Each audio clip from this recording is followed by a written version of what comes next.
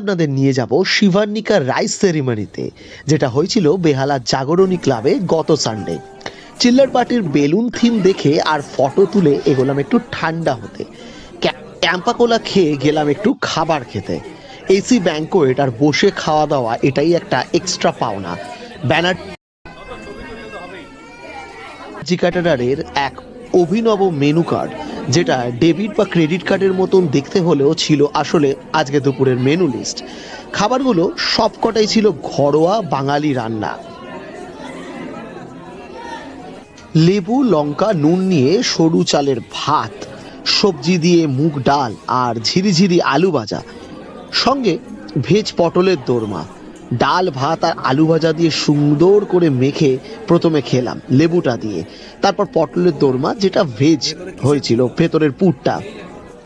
এরপর যেটা খেলাম, একটা ব্যাপক স্বাদের ফ্রেশ কাতলা মাছের কালিয়া, অসাধারণ। খুব হালকা ঝোল হয়েছিল কিন্তু খেতে খুব সুন্দর ছিল, মাছটার ফ্রেশনেস দেখুন। আর ফাইনালি শো স্টপার, মাটন।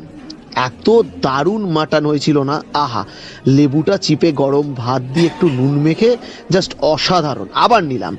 পরিবার আর ক্যাটারারের প্রত্যেকটা মানুষের ব্যবহার আপ্যায়ন অসাধারণ, খুব ভালো লাগলো, খুবই আন্তরিকতা। অবশেষে কিছু ডেজার্ট খেয়ে ছোট বোনকে আশীর্বাদ করে চলে আসলাম বাড়ি। এই এক অসাধারণ একটা দিন কেটেছিল আমাদের গত সানডে, জাস্ট অসাধারণ।